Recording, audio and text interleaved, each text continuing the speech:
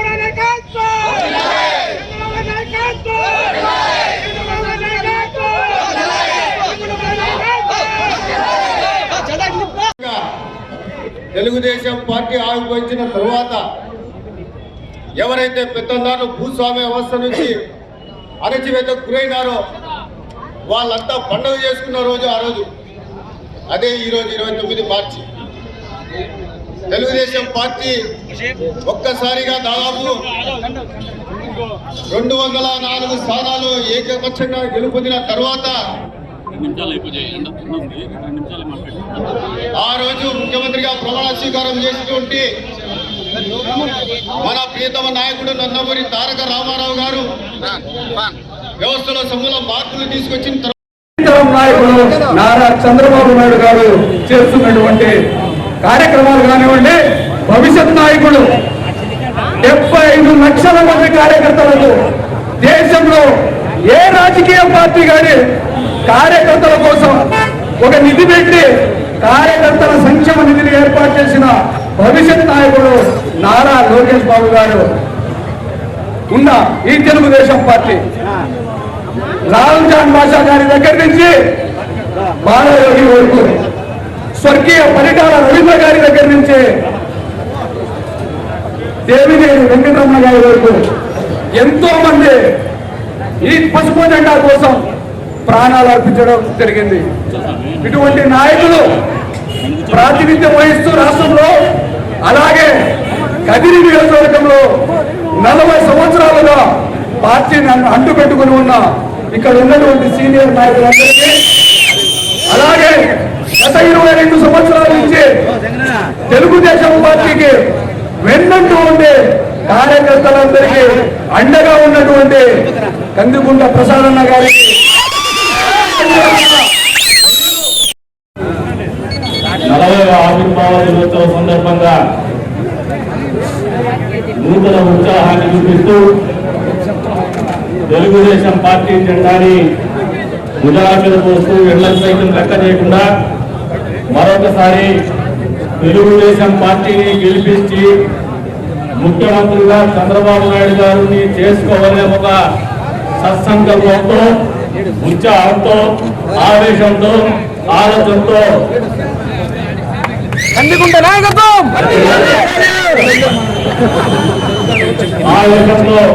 ఆలోచనతో నడుము బిగించినటువంటి ప్రతి తెలుగు గమనిస్తే రాష్ట్ర విభజన జరగక ముందు ఆంధ్రప్రదేశ్ రాష్ట్రాన్ని హైదరాబాద్ తీర్చిదిద్దినటువంటి విధానాన్ని ఎవ్వరు కూడా చరిత్రలో ఎప్పుడు చెరిపోలేనటువంటి పరిస్థితుల్లో పరిపాలన సాగించినటువంటి మన నారా చంద్రబాబు నాయుడు గారి పరిపాలనని భవిష్యత్తులో కూడా నారా లోకేష్ గారు కొనసాగించబోతున్నారు. ఈ సందర్భంగా మీకు అందరికీ కూడా చెప్తున్నారు, ఈ పార్టీ అనేది ఈ జాతికి అవసరం, మనందరి జీవితాలకు అవసరం. ఇక్కడ ఉన్నటువంటి కుల మతాలకు అతీతంగా ప్రతి తెలుగువాడి జీవితంలో కూడా ఒక రాజకీయ చైతన్యం కావచ్చు, ప్రజల్లో చైతన్యం కావచ్చు, వాళ్ళ జీవితాల్లో చైతన్యం కావచ్చు రావాలంటే తెలుగుదేశం పార్టీ అనేది ఖచ్చితంగా మనందరికీ కూడా అవసరం అనేది మీరు మరవద్దని చెప్పే సందర్భంగా ఈ 20 సంవత్సరాల వసంతాల సందర్భంగా అందరికీ కూడా తెలియజేస్తున్నాం. అంతేకాదు ఈరోజు వైసీపీ పార్టీ మొదట్లో ఎలక్షన్ ఓడిపోయింది, తర్వాత మళ్ళీ 5 ఏళ్ళకి ఎలక్షన్ వస్తే డంపింగ్ మెజారిటీతో దాదాపు 151 సీట్లు 50% ఓట్లు అని గర్వంగా చెప్పుకుంటున్నాడు. ఈరోజు ప్రజల్లో పలుకుబడి ఉందా? నిజంగా చెప్పండి మీరు. ఈ పరిపాలనలో సంతోషంగా ఉన్నారా? మనమందరం చేసిన తప్పిదాలు ఏమంటే మన జీవితాల్లో పెను మార్పులు తీసుకొచ్చినటువంటి పరిపాలన గత 5 సంవత్సరాల కాలంలో నారా చంద్రబాబు నాయుడు గారు చేశారు. మీరు ఒకసారి ఆలోచన చేయండి. పెద్ద ఎత్తున వ్యవసాయ ఆధారితమైనటువంటి కుటుంబాలు ఉన్నటువంటి ప్రాంతం కదిరి నియోజకవర్గం. అటువంటి ప్రాంతంలో ఈరోజు రైతాంగం నేను చూస్తూనే ఉన్నాను. వ్యవసాయం లాభసాటిగా చేసేటువంటి పరిస్థితులు కల్పించాలని చెప్పేసి మీకు నీళ్లు కానీ, ట్రాన్స్ఫార్మర్స్ కానీ, కరెంటు కానీ ఇచ్చేటువంటి పరిస్థితులు గత ప్రభుత్వం చేసింది. ఈ రోజున డ్రిప్ ఇరిగేషన్ 90% సబ్సిడీతో ఇచ్చింది. మీరు పండ్ల తోటలు పెట్టుకునేటువంటి పరిస్థితులు కల్పించింది. రాష్ట్ర అభివృద్ధి ఏదైతే ఉందో సూచిక జిఎస్డిపి అన్నిటికంటే ఎక్కువ అనంతపురం జిల్లా హార్టికల్చర్లో 10% పైన ఉన్నటువంటి పరిస్థితుల్లో పరిపాలన కొనసాగింది. ఈ రోజున జిఎస్డిపి ఏంటంటే మైనస్లో నీకు అప్పులు పుట్టవని చెప్పేసి ప్లస్లు వేసుకొని పరిపాలన కొనసాగిస్తున్నటువంటి పరిస్థితులు ప్రభుత్వం చేస్తుంది 3 సంవత్సరాల కాలంలో. మరి ఇటువంటి దౌర్భాగ్యమైనటువంటి పరిపాలన ప్రజలు అసహిస్తున్నారు. వచ్చిన రోజు నుంచి కక్షలు, కార్పణ్యాలు, లేదంటే దాడులు చేయడం, కేసులు పెట్టడం, ఏదైతే గత ప్రభుత్వాలు చేసినటువంటి కార్యక్రమాలని వ్యతిరేకించడం, దానికి తిరోధకాలు పలకడం, ఏదైనా నిర్మించినటువంటి భవనాలు కావచ్చు దాన్ని తొలగించడము, దాన్ని డెమాలిష్ చేయడం. మన కదిరిలో కూడా మీరు ఒక్కసారి గమనించుకోండి. మున్సిపాలిటీలో ప్రత్యేకించి నిజామాబాద్ కాలనీ వాసులు బీడీ కార్మికులకు ఒక కమ్యూనిటీ హాల్ కట్టిస్తే దాన్ని ఏదో కడతామని చెప్పేసి పవన్గొట్టి బ్రహ్మాండంగా ఉన్నటువంటి దాన్ని మళ్ళీ ఏదో హాస్పిటల్ చేస్తాం, లేదంటే ఇంకోటి ఉర్దూ స్కూల్ ఏదో కథలు చెప్పారు. ఇంతవరకు ఒక కంపెనీ మంది వేసినటువంటి పరిస్థితి ఉందా అని చెప్పేసి 2 సంవత్సరాల సుదీర్ఘమైనటువంటి కాలం తర్వాత నియోజకవర్గ విస్తృత స్థాయి సమావేశం జరుపుతున్నాం. ఆ రోజు కొన్ని ఇబ్బందుల కారణంగా మనకు క్రమశిక్షణ లోపించింది. ఎందుకంటే గత 5 సంవత్సరాల్లో మన పార్టీలో కొద్ది క్రమశిక్షణ తప్పుకున్నాం. అందులో భాగంగానే మళ్ళొకసారి క్రమశిక్షణ తప్పి ఆ రోజు చాలా మంది నాయకులు మీ అందరితో మాట్లాడాలనుకున్నారు, మాట్లాడలేనటువంటి పరిస్థితులకు పోయినారు. కాబట్టి ఈ రోజు నేను కేవలం 2 నిమిషాలు మాత్రమే చివరిలో మాట్లాడతా. మొదటిగా ఎవరైనా వక్తలు గతంలో మండల పార్టీ కన్వీనర్లుగా చేసినటువంటి వాళ్ళు కానీ, తెలుగుదేశం పార్టీకి మొదటి నుంచి వెన్నుదన్నుగా వస్తూ విశేష సేవలు అందించినటువంటి వాళ్ళు కానీ, అదేవిధంగా గతంలో పట్టణాధ్యక్షులుగా కావచ్చు, ప్రధాన కార్యదర్శులుగా కావచ్చు, తెలుగుదేశం పార్టీలో సుదీర్ఘమైనటువంటి అనుభవం ఉన్నటువంటి నాయకులు ఎవరైనా కూడా మీరు ఈ రోజున ఈ వేడుక మిమ్మల్ని గౌరవించే వేడుక, మీకు అవకాశం ఇవ్వాలని చెప్పేసి ఒక ఆలోచనతో చేస్తున్నటువంటి కార్యక్రమం. మీ అనుభవాలు భావి తరాలకు ఇప్పుడు మీరు ఒకసారి కమిటీలు గమనిస్తే 1 తప్పితే దాదాపు అన్ని కమిటీల్లో కూడా యువతకు స్థానం ఇచ్చి ముందుకు తీసుకుంటున్నటువంటి పరిస్థితులు గమనించాలని చెప్పేసి కోరుతా ఉన్నాం. వారందరికీ కూడా మన యొక్క అనుభవాలు, ఈ పార్టీ యొక్క విశిష్టత, పార్టీ జెండా అంటే మన గర్వం, మన తల, అది తెలుసుకునే విధంగా మాట్లాడాలని చెప్పేసి వాళ్ళని కోరుకుంటూ, మాట్లాడగలిగినటువంటి వాళ్ళు ప్రతి ఒక్కరు కూడా మీ సందేశాన్ని ఇవ్వాలా ఈ సుదినాలని చెప్పేసి మీ అందరికీ కూడా మనస్ఫూర్తిగా కోరుకుంటూ వాళ్ళ పార్టీలో ఉండడము ఒక గర్వకారణము, తెలుగుదేశం పార్టీ కార్యకర్తగా చెప్పుకోవడం ఒక గౌరవంగా ప్రతి ఒక్కరు గమనించాల్సిన అవసరం ఉన్నది. 1985లో ఇదే తేదీలో మన ప్రియతమ నాయకులు స్వర్గీయ నందమూరి తారక రామారావు గారు తెలుగుదేశం పార్టీ స్థాపించక ముందు రాజకీయాలంటే కేవలం కొంతమంది చేతుల్లోనే జరిగిపోయే రోజుల్లో పేద బడుగు బలహీన వర్గాల వారికి రాజకీయం అంటే నేర్పిన వ్యక్తి మన నందమూరి తారక రామారావు గారు. ఆయన స్థాపించిన పార్టీ ఈ దినం 40 సంవత్సరాలు పూర్తి చేసుకుని మనమందరం ఎంతో సంబరంగా అధికారం ఉండని లేకపోయి తెలుగుదేశం పార్టీలో ఉండడమే ఒక గర్వకారణంగా ఇంతమంది కార్యకర్తలు కందికుంట వెంకటప్రసాద్ గారి నాయకత్వంలో ఈ పొద్దు మనమంతా వేడుక జరుపుకోవడం ఎంతో సంతోషకరమైనటువంటి విషయము.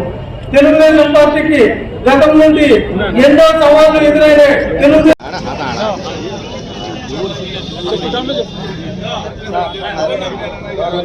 మన స్వర్గీయ నందమూరి తారక రామారావు గారు 1983లో ఆ రోజు ప్రజాస్వామ్యం ఏ రకంగా ఉంది, ఆ రోజు ప్రజలు ఓటు వేసుకునే అర్హత కూడా లేకుండా గొప్ప గుత్తగా మీ అందరి ఓట్లు మాకు వేసేయండి అంటే అది కూడా వేస్తా ఉన్నారో లేదో తెలియని రోజు. అలాంటి సమయంలో మన నందమూరి తారక రామారావు గారు ఆ రోజు ఓటు హక్కు ఎలాగా ఉపయోగించుకోవాలి, ప్రజాస్వామ్యం అంటే ఏంది అని చెప్పేసి తెలియజేసి రోటీ కపడా మకాన్ అన్నట్లు ఆ రోజు కూడు కూడు గుడ్డ అనే నినాదంతో ప్రతి ఒక్కరికి ఇల్లు కావాలి, అలాగే రేషన్ బియ్యాలు పంచాలి, అదే విధంగా పంచలు కూడా ఇచ్చి మన వారికి అందరికీ ఆదుకున్న మహారాజు ఈరోజు స్వర్గీయ నందమూరి తారక రామారాజు. ఆ గొప్పతనం నా తమ్ముడిని, అదేవిధంగా తెలుగుదేశం పార్టీకి, అదేవిధంగా మన కార్యకర్తలు అని చెప్పేసి ఈ సందర్భంగా తెలియజేస్తున్నాను. మా తమ్ముడు ఏ రకంగా పనిచేస్తున్నారో ఒక ఇంటి పెద్దగా ఒకరు ఇల్లు కాపాడుకోవాలంటే ఎన్ని అవకాశాలు పడతారో ఆ రకంగా ఒక పార్టీకి ఒక నాయకుడుగా నిలవాలంటే సామాన్యమైన విషయం కాదు. అదేవిధంగా 100% నీతి కూడా దీంట్లో తోడ్పడం ఉంది.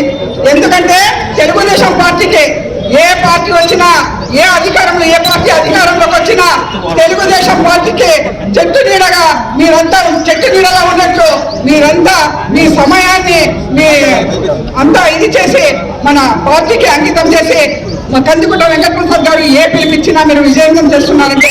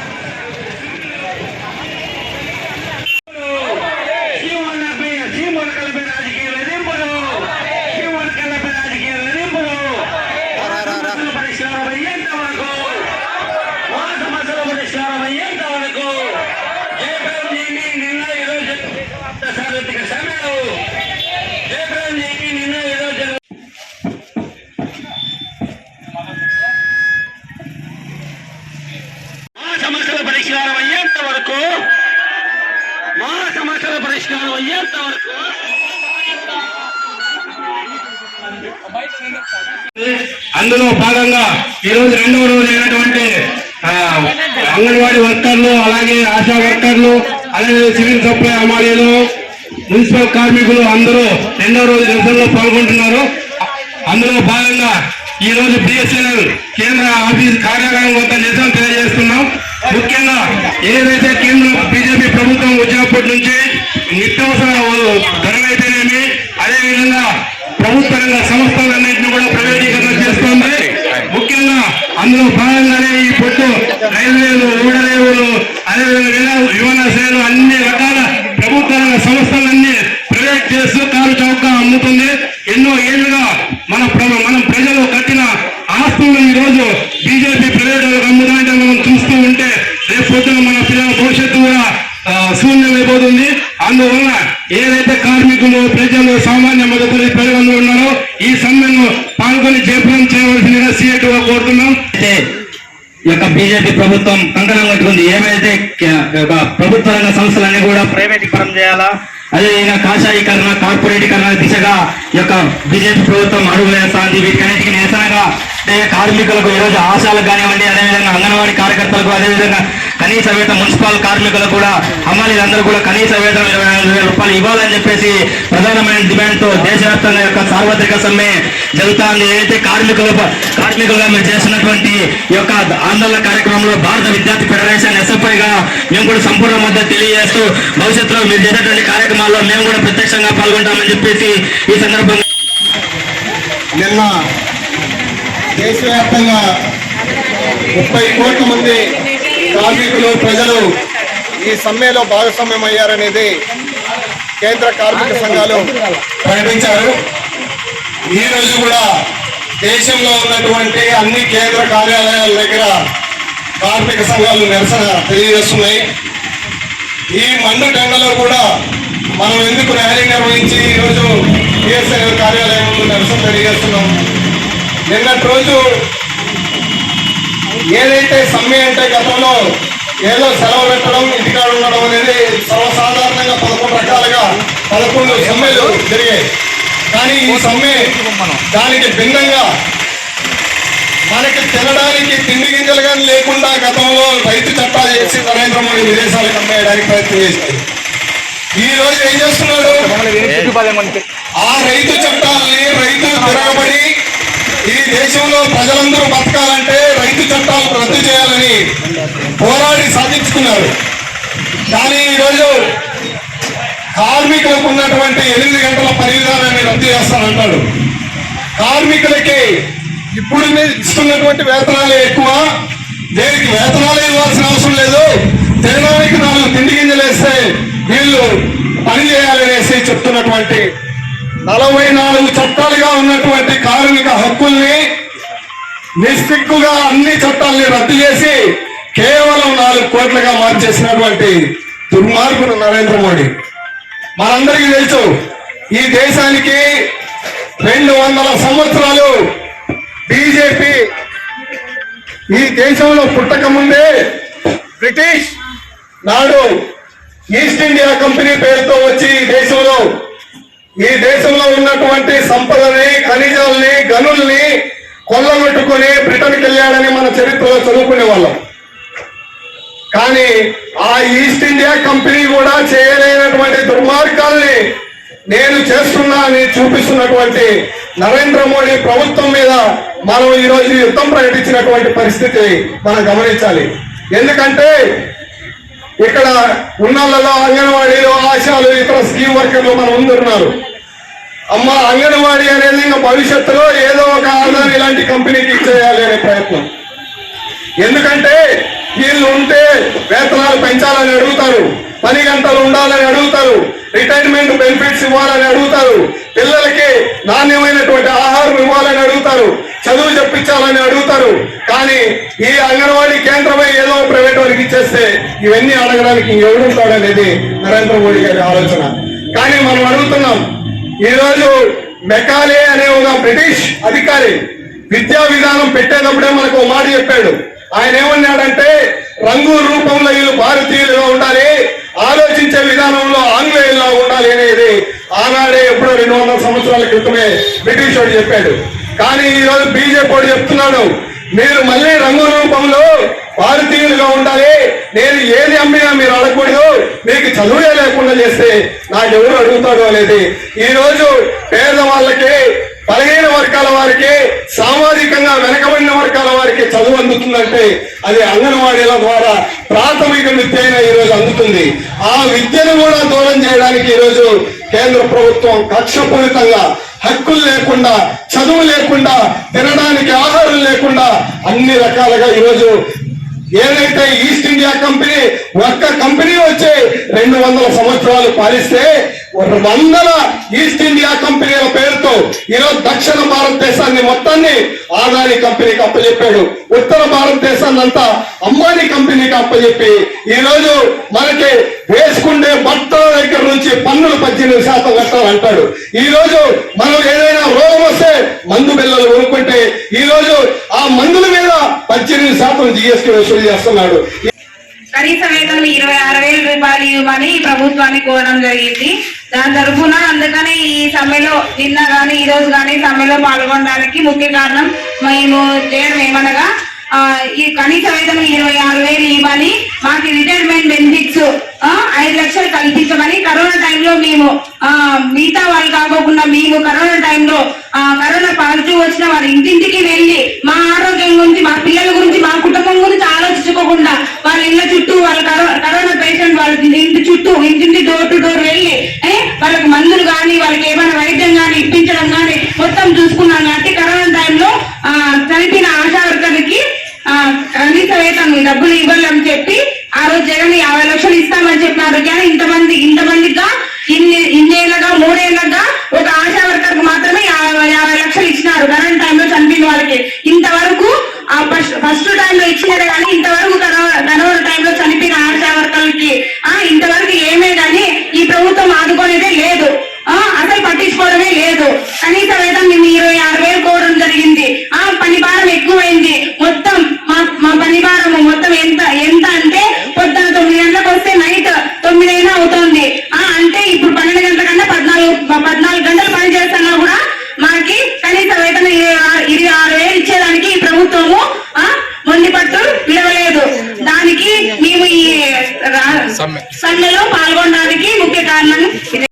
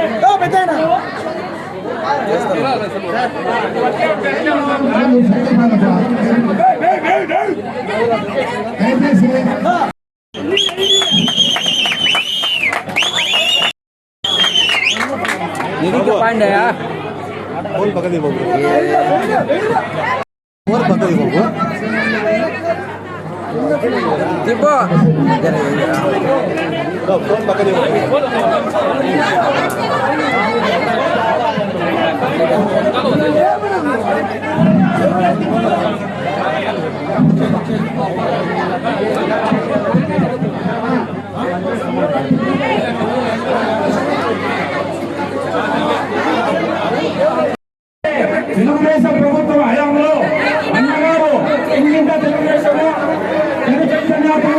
ప్రతి వారిలో కావాలి.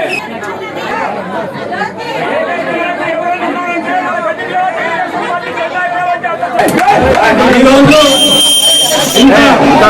ఘనంగా ఈ కార్యక్రమం మనం ఎందుకు చేసుకుంటున్నామంటే ఒకసారి మనం అందరూ కూడా ఈ యొక్క దినం యొక్క ఆవశ్యకతను స్మరించుకోవాల్సిన అవసరం ఉంది. ఎందుకు ఈ రోజు ఇంత ఘనంగా మేము అందరూ కూడా ఒక కుటుంబ సభ్యులుగా అందరూ కూడా కలిసి ఈ కార్యక్రమం చేపడుతున్నామంటే ఆనాడు స్వర్గీయ నందమూరి తారక రామారావు గారు వర్గాల ఆశాజ్యోతి ఎస్సీ ఎస్టీ మైనార్టీల యొక్క నాయకుడిగా ఆ రోజు అధికారంలో ఉండే కాంగ్రెస్ పార్టీని ఎదిరించి 1982లో మార్చి 29వ తేదీన హైదరాబాద్ లో ఎమ్మెల్యే క్వార్టర్స్ లో తెలుగుదేశం అనే ఒక పార్టీని స్థాపించి కార్యక్రమం చేసుకుంటాం. ఆనాడు తారక రామారావు గారు ఆనాడు కేవలం ప్రజలకు సంక్షేమ అభివృద్ధి కార్యక్రమాలు అందజేయాలి, ఎస్సీలు ఎస్టీలు బీసీలు అనగానే వర్గాల యొక్క పార్టీగా పేరుండాలని చెప్పి కేవలం తెలుగుదేశం పార్టీ స్థాపనకు కూడు గూడు గుడ్డ అని చెప్పే నినాదంతో ఆ రోజు ప్రతి ఒక్కరు కూడా గుడ్డల కోసం జనతా వస్త్రాలు, అదేవిధంగా ఇండ్ల కోసం ప్రతి ఒక్కరికి నిరుపేదలందరూ ఇండ్లు ఇవ్వడం, అదేవిధంగా ప్రతి ఒక్కరికి 2 రూపాయలు కిలోబీలు ఇవ్వడం. ఇది చరిత్ర.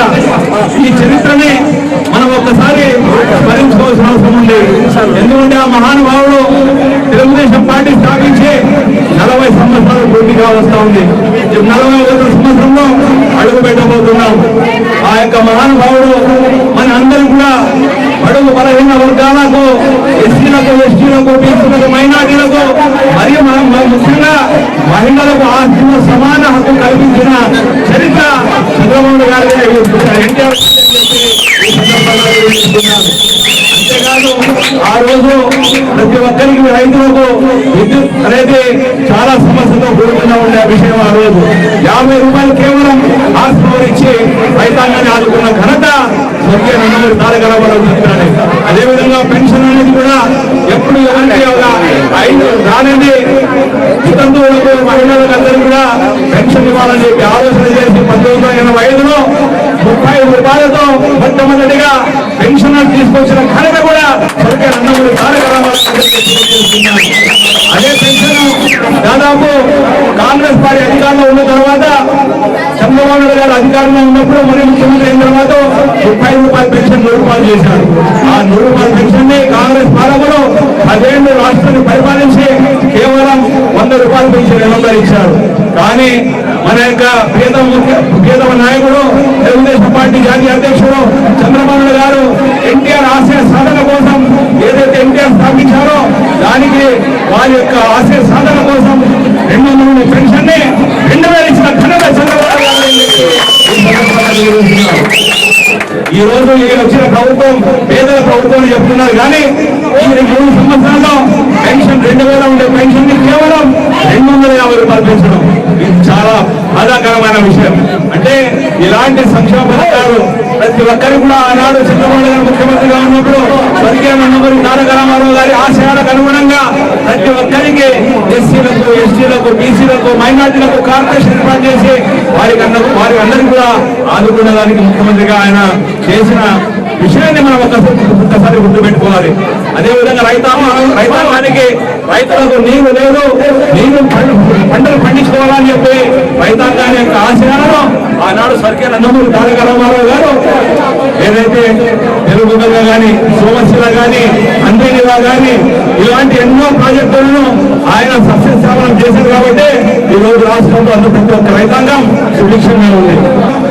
ముఖ్యమంత్రిగా చంద్రబాబు గారు ఉన్నప్పుడు, శాసనసభ్యులుగా నేనున్నప్పుడు అనేక ప్రాంతానికి కూడా అందినివా నీళ్లు రావాలని చెప్పి మన ముఖ్యమంత్రి గారి ఆలోచన మేరకు ఇక్కడ చంద్రపల్లిలో జలాశయం కట్టి చంద్రపల్లి ప్రారంభించిన ఘనత కూడా తెలుగుదేశం పార్టీ చంద్రబాబు గారిని శాసనసభ్యులుగా నేను చేస్తున్నాను కాబట్టి నేను గర్వపడుతున్నాను. అదేవిధంగా ఆ యొక్క చంద్రపల్లి గ్రామం నుండి కదిలి చుట్టుపక్కల ఉన్న 6 మండలాలు కూడా తాగునీరు ఇవ్వాలా, ఇంటిని కుళాయి ఇవ్వాలని చెప్పి ఆనాడు ఆలోచన చేసి ఏదైతే పంచాయతీరాజ్ శాఖ మంత్రిగా ఉన్న మంత్రిగా పనిచేసిన నారా లోకేష్ గారు ఆయన మంత్రిగా ఉన్నప్పుడు ప్రతి ఇంటికి కుళాయి ఇవ్వాలని చెప్పి ఆ యొక్క చంద్రపల్లి రిజర్వాయర్ నుండి 6 మండలాలకు 160 కోట్ల రూపాయలతో ఇంటింటి కుళాయి పెట్టాలని చెప్పి నిర్ణయం తీసుకున్న అదేవిధంగా ఏదైతే ఈ రోజు నేను శాసనసభ్యులుగా ఉన్నప్పుడు చంద్రబాబు గారు ముఖ్యమంత్రిగా ఉన్నప్పుడు నా యొక్క నియోజక అభివృద్ధి కోసం అడిగిన ఎంత డబ్బులు అడిగామో అన్ని డబ్బులు ఇచ్చి ఈ రోజు మారుమూల ప్రాంతాలు కూడా మేము సీసీ రోడ్లు వేసాం. మారుమూల ప్రాంతాలు కూడా మేము అందరికీ ఇల్లు ఇచ్చాం. మారుమూల ప్రాంతాల్లో పెన్షన్ ఇచ్చాం. మారుమూల ప్రాంతాల్లో ప్రతి ఒక్క ప్రభుత్వానికి కావాల్సిన ఏదైతే మారుమూల ప్రాంతాల నుండి మండలాలు రావాలంటే రోడ్డు వసతులు లేని 58 రోడ్లను గుర్తించాను నేను. ఆ యొక్క 58 రోడ్లు గుర్తించి ఆనాడు ఏఈగా ఉండే వెంకటరెడ్డి గారిని దాన్ని ఎస్టిమేషన్ చేయించి దాదాపు 1 సంవత్సరం పాటు ఆ ప్రక్రియ పూర్తి చేసి 58 కోట్ల రూపాయలతో ఆ రోజు టెండర్ పూర్తి చేసి కేసీఆర్ వారు టెండర్ తీసుకున్నారు. ఆ రోజు ఎన్నికల్లో ఏదైతే టెండర్ ప్రక్రియ పూర్తి అయిన తర్వాత మళ్ళీ ప్రారంభోత్సవం చేయడానికి 10 రోజుల ముందు ఎన్నికల కోడ్ రావడం, ఆ కోడ్ వచ్చిన తర్వాత ఆ యొక్క టెండర్ ని కేసీఆర్ గారి ద్వారా ఇప్పుడున్న శాసనసభ్యులు గారు తీసుకొని ఈ రోజు 50 ఏదైతే బీటీ రోడ్లు ఉన్నాయో 50 కోట్లకి యూజ్ చేస్తూ ఏదో మనమే చేస్తామని చెప్పి చెప్పుకున్న విషయాన్ని మనం ఒకసారి గుర్తుపెట్టుకోవాలి. అంతేకాదు ఏదైతే ఈయన వెలుసుకున్న శ్రీమద్ ఖాదీ లక్ష్మీనరసింహ స్వామి ఇక్కడ ఉండే ఎమ్మెల్యేలు చాలా మంది ఎమ్మెల్యేలు పనిచేశారు. కానీ నాకు ఒక గొప్ప అవకాశం ఆ యొక్క నరసింహస్వామి కల్పించారని పడుతున్నాను. ద్వారా ప్రభుత్వం ద్వారా ఆ యొక్క టీటీడీ ద్వారా పట్టువస్త్రాలు ఇవ్వాలని చెప్పి ఎంతో మంది పనిచేసిన విషయం పనిచేసినట్టు, కానీ ఆ యొక్క పని నా చేతుల ద్వారా చంద్రబాబు నాయుడు ముఖ్యమంత్రి గారి ద్వారా ఈ రోజు చంద్రబాబు వచ్చినప్పుడు నేను నా నియోజకవర్గానికి కావాల్సిన ఇది పేపర్ ఇస్తే దాన్ని వెంటనే శాంక్షన్ చేసి చంద్రబాబు గారు అందులో ఒకటిగా నరసింహస్వామి ఆలయాన్ని టీటీడీ ద్వారా పట్టువస్త్రాలు ఇచ్చేదాన్ని వెంటనే జీవో తెచ్చారు. జీవో మార్చిలో వచ్చింది, ఆ రోజు మళ్ళీ ఎన్నికలు వచ్చాయి. అంటే